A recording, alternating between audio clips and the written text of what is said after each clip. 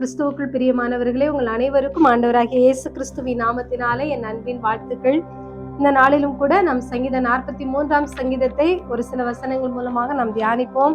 கர்த்தர் நம்மோடு பேசுவாராக. இந்த சங்கீதத்துல நம்ம பார்க்கிறோம், இது 42வது சங்கீதத்தோட ஒரு தொடர்ச்சி தான் இந்த 43வது சங்கீதம்.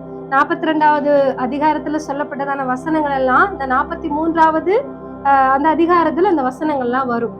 பார்க்கிறோம், தன்னுடைய சத்துருக்கள் மூலமாய் தனக்கு ஏற்பட்டிருக்கிறதான காயங்களை தாவீது ராஜா கர்த்தரிடத்தில் முறையிடுகிறதாக இங்க நம்ம பார்க்கிறோம். முதல் வசனத்துல பாருங்க, தேவனே நீர் என் நியாயத்தை விசாரித்து புத்தியில்லாத ஜாதியாரோடு எனக்காக வழக்காடி சூதும் அநியாயமான மனுஷனுக்கு என்னை தப்புவியும் என்று இந்த இடத்துல தாவீது செபிக்கிறத நம்ம பார்க்கிறோம். இந்த உலகத்துல நமக்கு விரோதமா எத்தனையோ மக்கள் நமக்கு விரோதமா எழும்புறாங்க. அவங்க கூட பிறந்தவங்களா இருக்கலாம், நம்ம வேலை செய்கிற இடத்துல இருக்கலாம். அதைத்தான் பார்க்கிறோம். பக்தி இல்லாத ஜாதியார் அப்படின்னா என்னன்னா இரக்கமில்லாத மக்கள் என்று இந்த இடத்துல நம்ம பார்க்கிறோம். ஒருவேளை நம்ம வேதத்துல அநேகம் பேரை நம்ம பார்க்கிறோம்.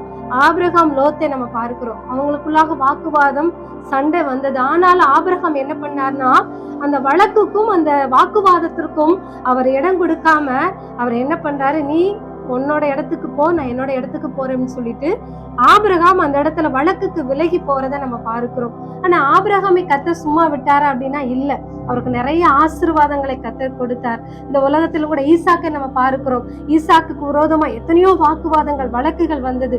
ஆனாலும் அந்த வழக்குக்குள்ளாக அவர் போகல. ஏன் அப்படின்னா அந்த வழக்குக்கும் சூதுக்கும் இங்க தாவீது ஜெபித்ததை போல தன்னுடைய எல்லா விதமான காரியங்களையும் அவர் கர்த்தர் மேல போட்டதுனால கர்த்தர் அதை பார்த்து கொண்டார். இந்த நாட்களில் கூட நமக்கு விரோதமாய் நம்முடைய குடும்பத்திலேயா இருக்கலாம், அல்லது வேலை ஸ்தலத்திலேயா இருக்கலாம், யார் நமக்கு விரோதமாய் வழக்கு வாதோடு வந்தாலும் நீங்க யுத்தம் பண்ணாதீங்க. ஏன் அப்படின்னா உங்களுக்காக கர்த்தர் வழக்காடுவார், உங்களுக்காக கர்த்தர் யுத்தம் பண்ண போகிறார். அதனால இந்த வசனத்தின்படியாக, ஆண்டவரே எனக்கு விரோதமாக எத்தனையோ பேர் எழும்புறாங்க, பக்தி இல்லாத ஜாதியார், இரக்கமில்லாத ஜாதியார் எனக்கு விரோதமாக எழும்புறாங்க, ஆண்டவரே அந்த மனுஷர்களுக்கெல்லாம் என்னை தப்புவியும் என்று சொல்லி தாவீது கர்த்தரை நோக்கி விண்ணப்பம் செய்கிறார். நீங்களும் உங்களுக்கு விரோதமா யாரு எழும்பினாலும் சரி, கர்த்தரோடு வழக்காடுங்க, கர்த்தரோடு போராடுங்க. ஆண்டவரே எனக்கு விரோதமா இப்படி எழும்புறாங்க ராஜா, என்ன நீங்க தப்புவீங்க, அப்படிப்பட்ட காரியத்திலிருந்து என்னை தப்புவீங்க என்று சொல்லி ஜெபித்து பாருங்கள். கர்த்தர் உங்களை எல்லா வழக்குக்கும் வாதுக்கும் கர்த்தர் உங்களை என்ன பண்ணுவாரா, விலக்கி பாதுகாப்பாருங்க. நம்ம பார்க்கிறோம் 1வது 2வது வசனத்துல பார்க்கிறோம், தேவனுடைய உதவிக்காக தாவீது கர்த்தரை நோக்கி ஜெபித்தாராம். அதே போல உங்களுடைய உதவிக்காக நீங்க கர்த்தரை நோக்கி ஜெபம் பண்ணுங்க. அட்வொகேட்டை தேடி ஓடாதீங்க, போலீஸை தேடி ஓடாதீங்க. உங்களுடைய ஒவ்வொரு உதவிக்காக நீங்க தேவனை நோக்கி ஜெபிக்கும் பொழுது அந்த ஜெபத்தை ஆண்டவர் நிச்சயமாக கேட்பார். அதற்கு கீழே உள்ள வசனங்களை பார்க்கிறோம். 2வது வசனத்துல இருந்து 4வது வசனத்துல வரத்து பார்க்கிறோம், தேவனுடைய வழி நடத்துதலுக்காக தாவீது விண்ணப்பம் செய்கிறார். அவர் என்ன பண்றாரு, ஆண்டவரே என்னை நீங்க தான் வழி நடத்தணும், எனக்கு நீங்க தான் அரணா இருக்கணும், எனக்கு நீங்க தான் பலனா இருக்கணும்னு சொல்லி அந்த இடத்துல தாவீது விண்ணப்பம் செய்கிறார். பாருங்க, அவர் ஒரு ராஜா, அவருக்கு கீழே நிறைய படைத்தளபதிகள் இருந்திருப்பாங்க, நிறைய வேலைக்காரங்க இருந்திருப்பாங்க, ஒரு ஆலோசனை கேட்டா நிறைய பேர் ஆலோசனை சொல்ல இருந்திருப்பாங்க. ஆனாலும் தன்னுடைய வழி நடத்துதலுக்காக அவர் தாவீது கர்த்தரை நோக்கி ஜெபிக்கிறாராம். உங்களுடைய வாழ்க்கையிலும் கூட உங்களுக்கு ஏதாவது ஒரு ஆலோசனை வேணும், ஒரு வழி நடத்துதல் வேணும் அப்படின்னா மனுஷனை தேடி போகாதீங்க. ஆண்டவருடைய சமூகத்துல முழங்கால் படிட்டு, ஆண்டவரே எனக்கு ஆலோசனை கொடுங்க, ஆண்டவரே என்னை வழி நடத்துங்க என்று சொல்லி நீங்கள் ஜெபித்து பாருங்கள். நிச்சயமாக ஆண்டவர் உங்களை வழி நடத்துவார். பாருங்க, அதுல 3வது வசனம் ரொம்ப அருமையான ஒரு வசனம், உமது வெளிச்சத்தையும் உம்முடைய சத்தியத்தையும் அனுப்பியருளும், அவைகள் என்னை நடத்தி உமது பரிசுத்த பர்வதத்திற்கும் உமது வாசஸ்தலங்களுக்கும் என்னை கொண்டு போவதாக. இவ்வளவு ஒரு அருமையான ஜெபம் பாருங்க. இந்த ஜெபத்தை நம்ம என்ன பண்ணணும், டெய்லி நம்முடைய வாயினால அறிக்கை பண்ணணும்.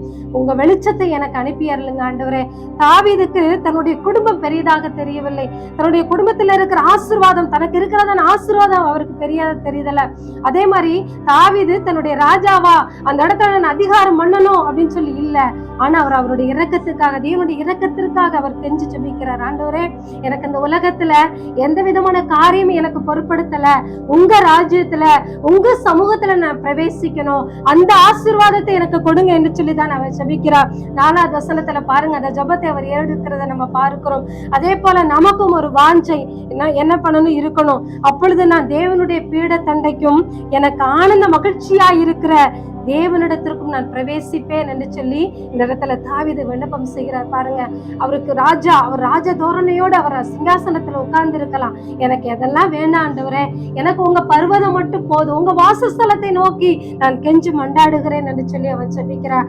நாமும் நம்ம வாழ்க்கையில நமக்கு எவ்வளவு ஆசீர்வாதங்கள் இருக்கலாம், எவ்வளவு பொருளாதாரத்துல நம்ம ஆசீர்வதிக்கப்பட்டவங்களா இருக்கலாம், ஆனாலும் எல்லாமே வீண் தான், எல்லாமே அழிந்து போகக்கூடியதுதான். நம்ம உலகத்துல இந்த நாட்களை நம்ம நடக்கிறத பார்க்கிறோம்.